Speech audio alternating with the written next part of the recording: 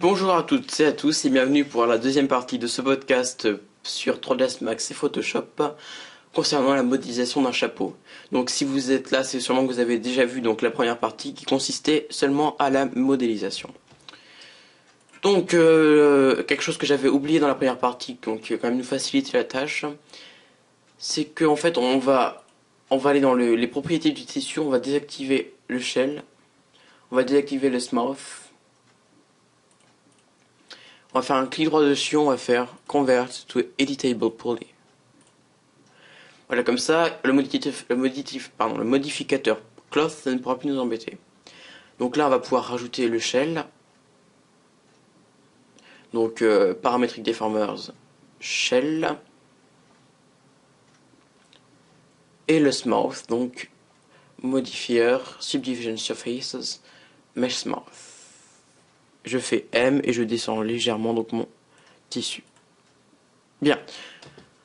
Alors donc là, on n'aura plus ce fichu cloth pour nous embêter. Donc je supprime le cloth du chapeau.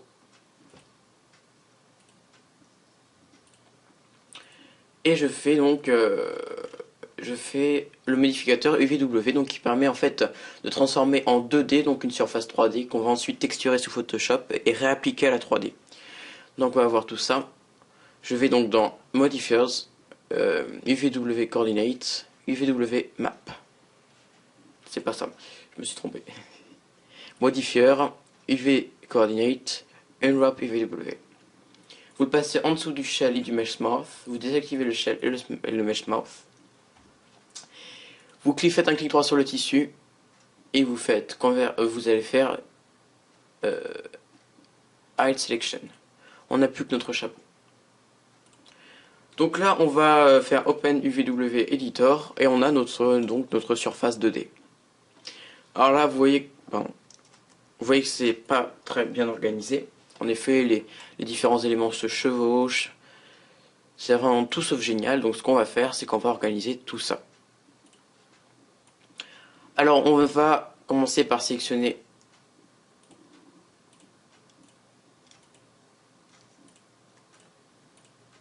donc tout le tour comme cela. Donc vous avec CTRL vous sélectionnez donc toutes vos faces.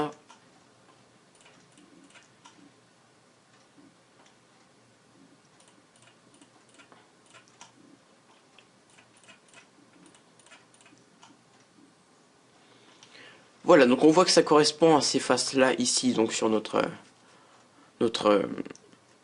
map UVW. Donc là, vous remarquez qu'il y a un problème, c'est que c'est attaché au reste, et nous, on voudrait peut-être le détacher tout de même. Donc on fait clic droit, break, donc qui veut dire casser, on casse les liens, et il est tout seul. Alors maintenant, on va s'occuper donc de la partie du haut.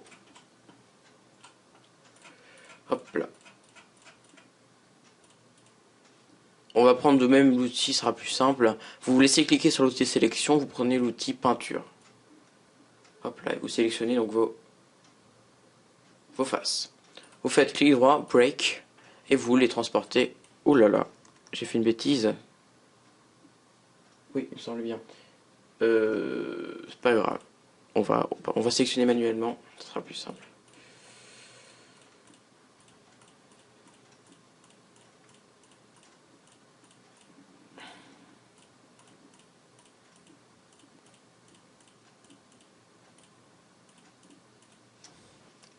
Voilà. Donc on a comme ça nos trois parties séparées. Donc on a le haut du chapeau, notre tour du chapeau, donc je sais pas, ça doit porter un nom, je ne sais pas comment ça s'appelle, et notre base du chapeau. Donc maintenant on va cliquer sur le petit menu déroulant donc, qui se trouve ici, et on va cliquer sur chaque pattern. Donc en fait ça nous fait apparaître une sorte de grille une grille pour bien nous assurer en fait que notre UVW est bien appliqué. Donc là vous voyez que c'est pas bien appliqué parce qu'en fait chaque partie colorée ce sont censés être des carrés. Et là, on a plutôt des rectangles. Donc, ce qu'on va faire, c'est qu'on va sélectionner, donc, par exemple, notre face centrale, ici, sélectionner l'outil de scale, et on va donc bouger un peu dans tous les sens, et voir, en fait, ce qui permettra donc d'obtenir des carrés. Voilà, donc là on a des carrés. Alors maintenant vous cliquez sur encore une fois sur notre petit notre partie centrale et vous faites CTRL donc pour maintenir la réduction homothétique. Et donc là vous avez arrangé vos UVW de votre partie centrale. On a bien des carrés. Donc la partie du haut, on a une chance pas possible, c'est parfait. Donc on va juste sélectionner donc nos faces et les réduire avec CTRL comme cela. Et ensuite donc il vous suffit de les déplacer ici. On va encore un petit peu le réduire. Surtout ce qu'on va faire, c'est déplacer les faces en haut, bien les mettre en haut. Parce qu'en fait il faut que tout loge dans cette surface là carré. C'est ce qui sera exporté et texturé sous Photoshop. Donc vous sélectionnez cela, vous le montez bien, ça devrait aller. Donc là notre dernier problème c'est le bas, donc qui n'est pas génial. On va donc sélectionner notre bas. Et pareil, faire des petites modifs. Voilà, là ça me paraît correct. Donc maintenant je fais CTRL. En fait, il faut d'abord que vous réduisiez, après vous appuyez sur CTRL, sinon ça risque de poser des problèmes. Et voilà, et vous passez ça en dessous, comme cela. Vous avez donc votre chapeau qui est ouvert. Et vous pouvez comme ça le texturer. Donc n'oublions pas le petit CTRL S qui est important. Et qui sauve bien la situation. Parce qu'en fait c'est la deuxième fois que je vous fais le tuto parce que j'avais... mon 3ds Max avait planté. CTRL S. Et donc maintenant je vais aller dans Tools, Render UVW Template. Et donc je vais rendre mon UVW en faisant une bonne taille, parce qu'en fait ça va quand même être une texture haute résolution. Donc du 3000 sur 3000 c'est pas mal.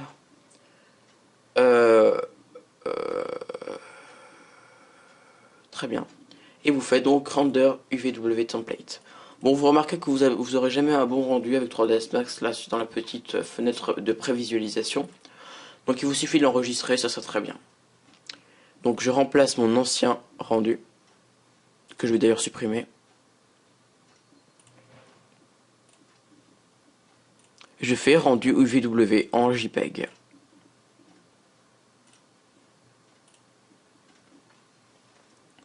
Très bien. Donc je vais dans mon dossier. Je vais supprimer donc le bump que je vous avais fait. Oui. Et le diffus. Donc on a bien nos UVW, bien dépliés, très joli, c'est magnifique. Alors ensuite, donc on va passer ça sous Photoshop.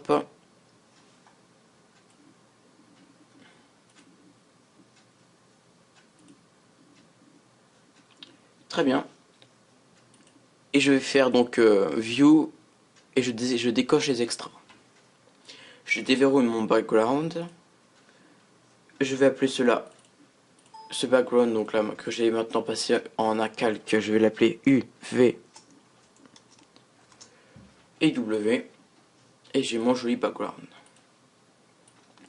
Je vais réduire son opacité à 50%. Je vais choisir l'outil pot de peinture et je vais donc colorier ma scène en vert. Comme cela. Alors ensuite, donc vous allez sur le net, sur Google Chrome par exemple.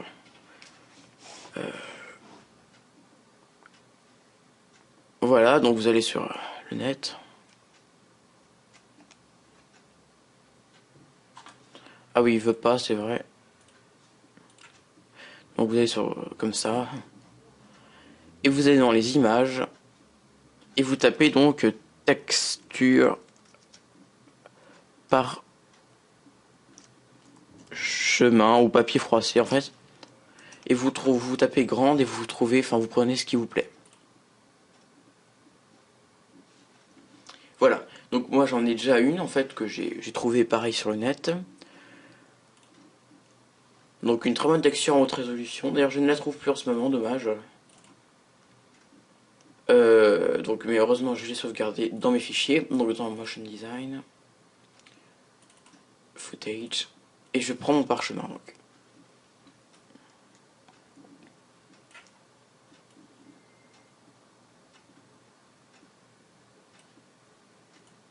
Et donc vous ajustez à la taille de votre...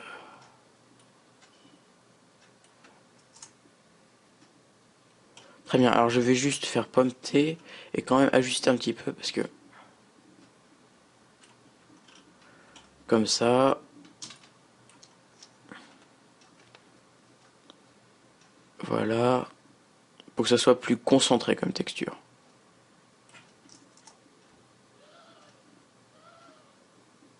Très bien. Donc... je vais convertir donc mon objet... Attendez, je vais fermer ça, ça libère un peu de mémoire. Donc je vais zoomer. Et donc je vais passer ce parchemin en mode de fusion overlay. Donc déjà ça donne une texture un peu plus intéressante.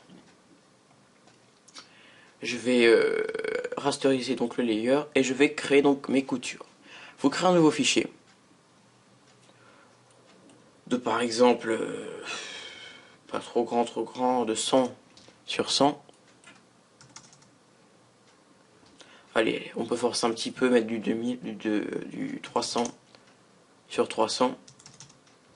Avec un background transparent. On zoome un petit peu. Et on fait apparaître donc dans View, Extra. Donc on a nos grilles. On prend l'outil plume. Et on va donc tracer en fait une couture qui permettra après en la dupliquant donc de faire une vraie couture grande. Donc pour cela, vous vous placez sur un point. Donc là j'ai mis à l'intersection de la grille en pointillé et de la grille en ligne ferme. Ici.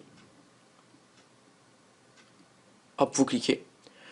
Je me décale donc de 2 vers la droite. Et je descends jusqu'ici. Ici, allez. Alors je me décale de 2, et là je me mets de 4 en fait pour que ce soit symétrique. On retourne à la bonne géométrie. Donc on a notre tracé intéressant. Donc je vais dans mon outil pinceau et je vais designer ça pour qu'il n'y ait aucune dynamique, c'est bon. Mais je vais pas prendre les taches d'encre, je vais plutôt prendre ça. Pas trop gros, comme ça. Donc je fais un clic droit sur ma ligne et je fais Stroke Path sur un layer bien sûr. Donc ce qui va permettre en fait de remplir ma ligne. Donc j'ai fait une erreur parce qu'il faut que ça soit en noir. Un peu moins gros. Voilà, donc j'ai ma couture. Je supprime donc mon tracé. Je prends l'outil de sélection et je fais donc un rectangle très serré autour de ma couture. Je fais Edit et je fais Define Brush Preset. Je vais appeler ça couture 1. Ok. Alors ensuite donc je me rends sur mon diffus et je trace donc dans les layers, je vais tracer donc ma couture. Donc je crée un nouveau layer que je vais appeler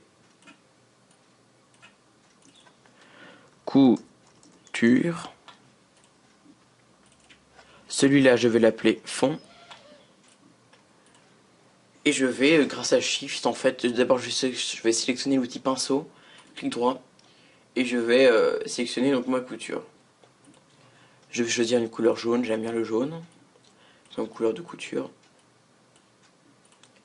Je vais aller dans mes options de pinceau et je vais régler le spacing, donc l'espace entre les différents traits, pour que ça se colle comme ça, comme une couture. Je vais me placer, donc je vais sélectionner mon layer couture, je vais réduire la taille de tout ça, et je vais donc, grâce à Shift, maintenir le déplacement horizontal en créant mes coutures. Très bien. Maintenant, je vais sélectionner mon layer couture, je vais faire Pomme T, ou CTRL T sous PC, et je vais réduire comme cela, pour qu'en fait ça puisse bien s'emboîter dans la 3D. Ensuite, je fais Pomme T, et je remonte mon tout, comme cela. Alors, je vais maintenant en fait donner un aspect un peu plus usé en mettant par exemple des taches d'encre. Donc je vais appeler cela tache d'encre.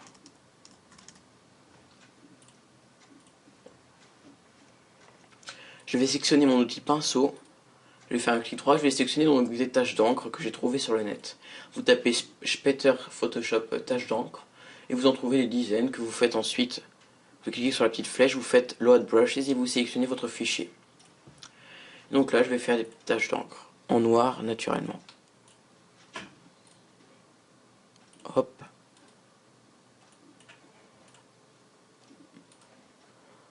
Ça.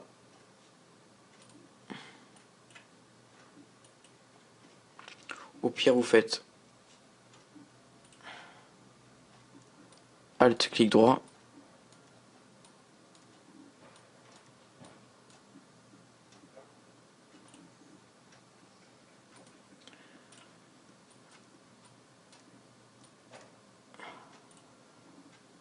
Ah, non, faut pas que je fasse deux fois la même. Je vais prendre par exemple celle-ci. Comme ça.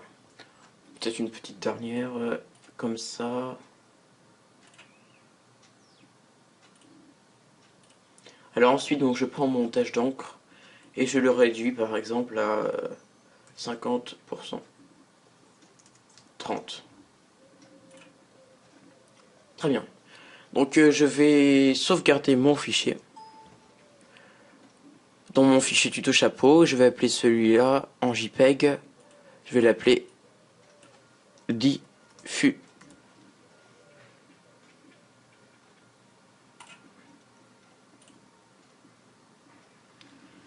Très bien. Donc je vais sous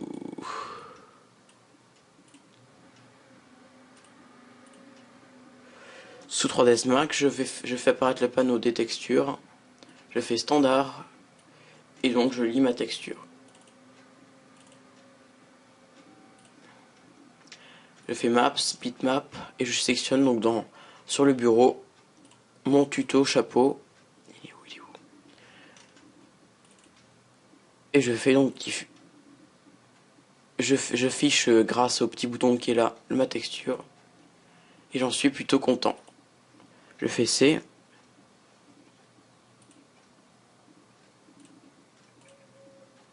Et donc je vais faire un petit rendu de mon 9. Oh là là, j'ai fait une bêtise. Vous m'excuserez. J'ai oublié en fait de désactiver mon UVW comme ça au-dessus.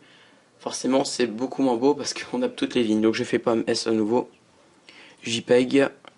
Et je double-clique sur mon diffus pour le remplacer. Comme ceci. Je retourne sous 3ds Max. Je fais pomme S. Et je fais Shift Q. Je vais juste couper la vidéo pendant que ça charge. Voilà, donc le rendu est terminé. Alors si je devais quand même reprocher quelque chose, c'est que c'est quand même trop clair le fond, je trouve, à mon goût. Donc je vais sélectionner la couleur du fond et la réduire au niveau de ces blancs. Comme cela, même encore un peu.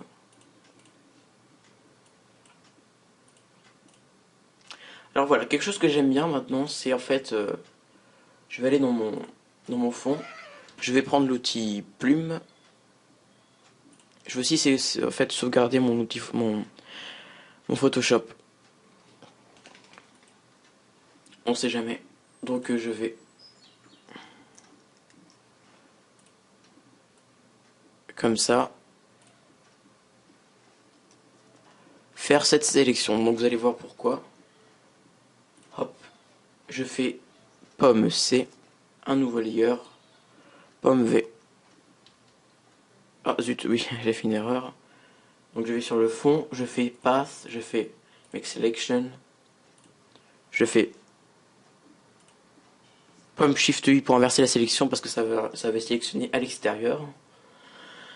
Je clique sur le fond, je fais pomme C, je vais sur mon nouveau layer, je fais pomme V. Voilà. Je fais delete path pour la ligne que j'avais créée. Et je vais passer donc mon layer au-dessus des coutures. Ensuite, je vais aller dans les options et je vais faire Drop Shadow, une très légère ombre portée, vous voyez, pour que ça donne un effet un peu plus joli. Comme cela. Donc moi c'est un effet que j'aime beaucoup, que j'avais fait sur l'autre chapeau que je vous avais montré au début, et qui me plaît bien. Donc je vais faire pomme S.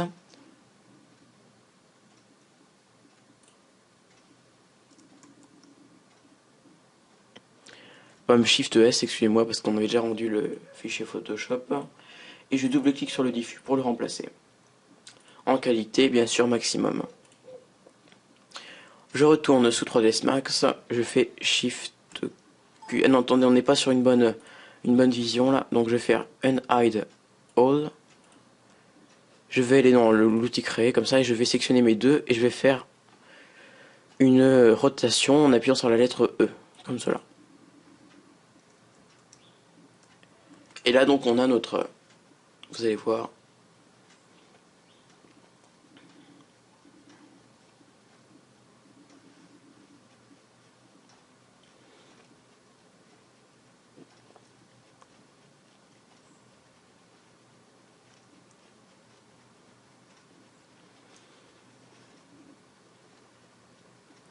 voilà, donc maintenant on va faire quelque chose qui va donc augmenter le réalisme de manière considérable. On va faire une map de spéculaire et une map de bump. Donc en fait la spéculaire ce sera donc les endroits où rebondiront donc les rayons de lumière. Et le bump ça sera donc les aspérités, les reliefs, donc notre chapeau, notre tissu. Donc pour créer ça en fait il nous faut une map en nuances de gris. Donc comment on va faire cela? Ça va être simple, donc on va aller sous Photoshop, on va prendre ce qu'on a déjà créé et on va faire pomme G. Bon, pour créer un groupe, on va appeler ce groupe là diffus. On duplique notre diffus en faisant clic droit duplicate group et on va appeler ce groupe bump. On va ensuite aller dans les courbes, on va augmenter la luminosité en augmentant légèrement le contraste de la sorte. Comme cela. Voilà, on peut même saturer un peu l'image, ça nous sera plus réaliste. Alors ensuite, on va passer dans la vibrance, on va baisser la saturation. Voilà, donc on a une belle image de bump, je trouve. Il nous suffit de faire pomme Shift S. Vous faites un rendu en JPEG et vous sélectionnez, donc vous appelez cela, pardon, bump, très bien. Vous faites enregistrer et vous faites OK. Vous allez ensuite sous 3ds Max et vous allez donc dans la map et vous choisissez le bump. Dans les maps standards, vous choisissez la map bitmap et vous choisissez rendu bump. Très bien. Ensuite, vous allez dans le spéculaire et finalement, on va utiliser la même map. C'est très bien. La map de bump. On va légèrement augmenter le spéculaire level. Sinon, ce ne sera pas très efficace. Et vous faites donc un petit rendu. Donc, moi, je vais mettre la vidéo sur pause en attendant. On se retrouve tout de suite. Voilà, donc le rendu est terminé. On va légèrement augmenter le spéculaire.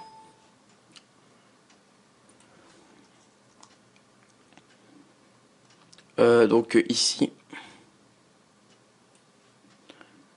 Voilà, on va faire donc notre premier rendu en fait de studio. Donc en fait ça va être, enfin pas de studio, plutôt notre premier rendu avec seulement le chapeau texturé, pas le bandeau qui est autour.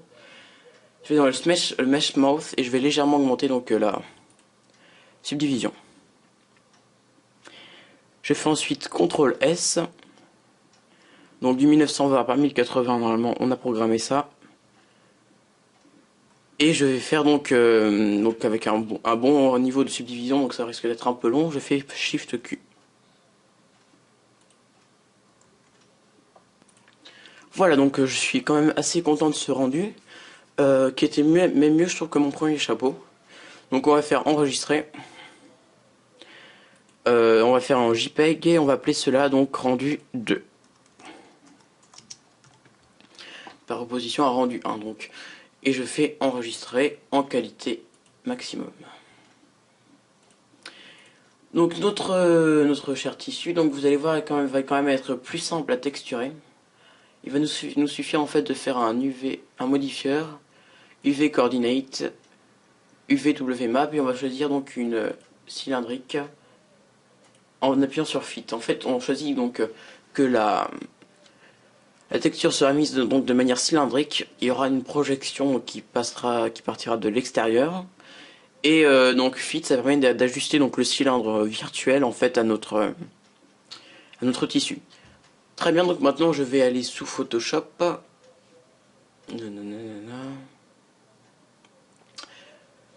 Qu'est-ce que je fais? Oui, voilà, on va aller sous Photoshop. On va créer donc un nouveau fichier, new. On va faire donc une hauteur de 1500 et une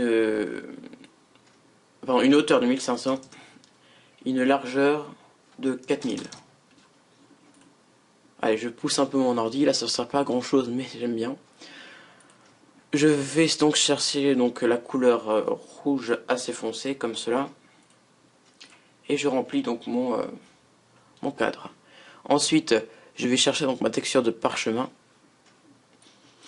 J'adore vraiment cette texture, elle est vraiment très très bien. En plus, elle est d'une très très bonne résolution. Attendez juste que je regarde. Elle fait du 2480 sur 3508, ce qui est quand même assez impressionnant. Donc, comme cela, vous dupliquez donc votre parchemin, parce que là c'est quand même du grand, donc je vais comme cela. Et entre les deux, donc je vais pomme J, pomme T,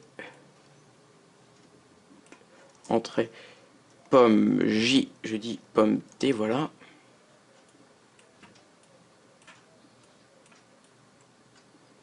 Voilà. Alors maintenant je vais faire donc un masque de fusion sur celui-là. Et je vais prendre donc l'outil pinceau. Voilà. Et je vais donc choisir donc une valeur, voilà comme ça. Donc de noir, et je vais donc sur mon masque de fusion donc de celui-là effacer donc le masque de fusion qui permet grâce à un nuancier de gris en fait supprimer donc les bords, et je vais comme ça à petits coups de stylet légèrement effacer donc mon côté pour que ça se voilà. Donc en fait quand c'est noir ça s'efface, et quand c'est blanc ça apparaît. Donc si vous faites du gris ça apparaît à moitié. Voilà. Alors ensuite donc je vais prendre mon parchemin copie ici. Je vais le monter comme cela.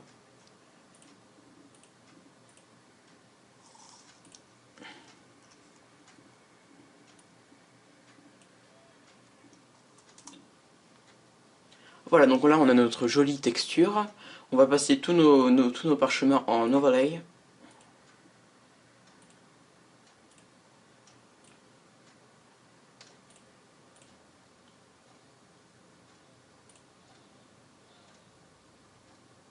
Ah oui, j'avais pas pensé à ça.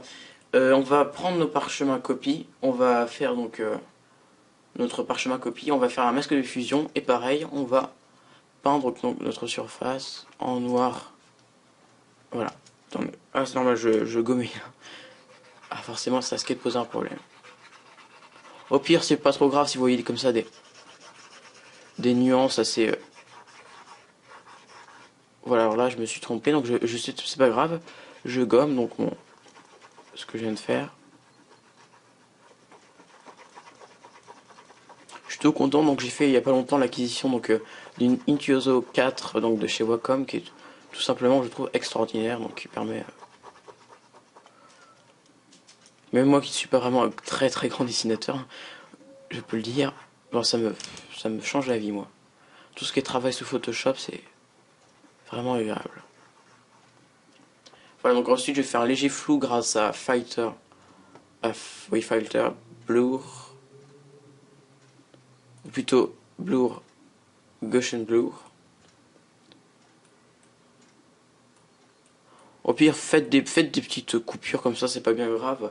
Au contraire, ça donne un côté un peu plus réaliste à la chose, plus matériel, plus faites comme ça.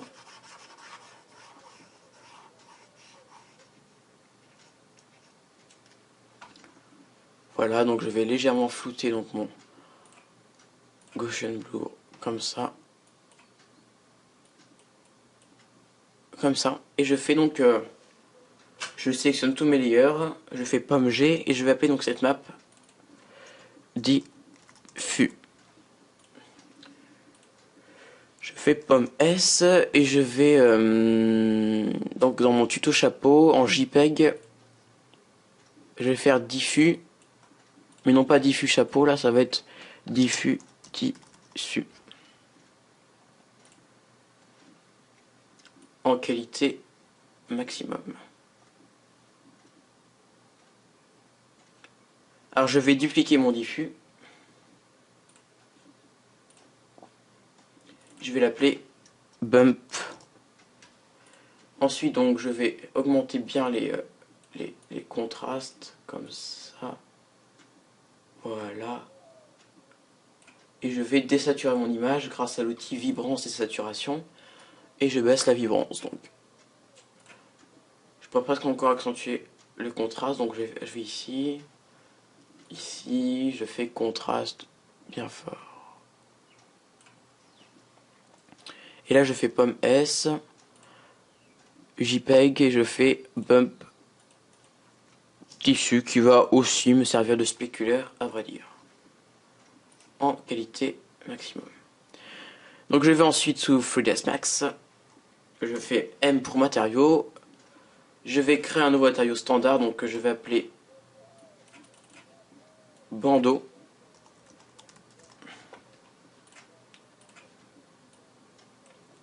Je vais légèrement l'augmenter sur spéculaire.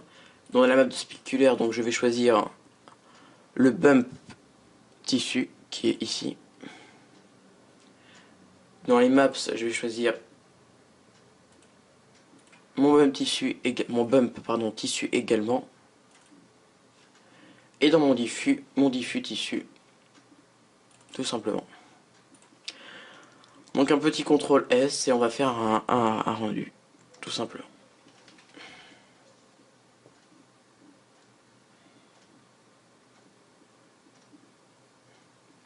Oui, alors bien sûr, si j'applique pas le matériau à mon foulard, donc ça risque de poser un problème.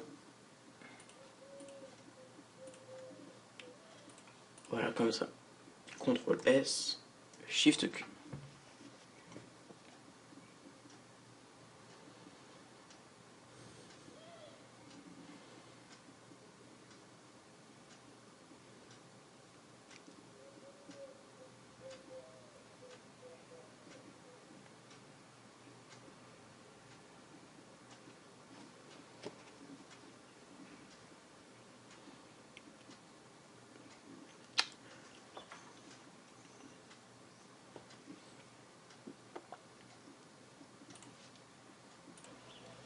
Voilà, donc le rendu est terminé et j'en suis plutôt content, donc on dirait quasiment un vrai chapeau. Bon, avec mon niveau, moi je peux pas faire quelque chose de beaucoup mieux, mais je trouve ça déjà pas mal, je suis plutôt content.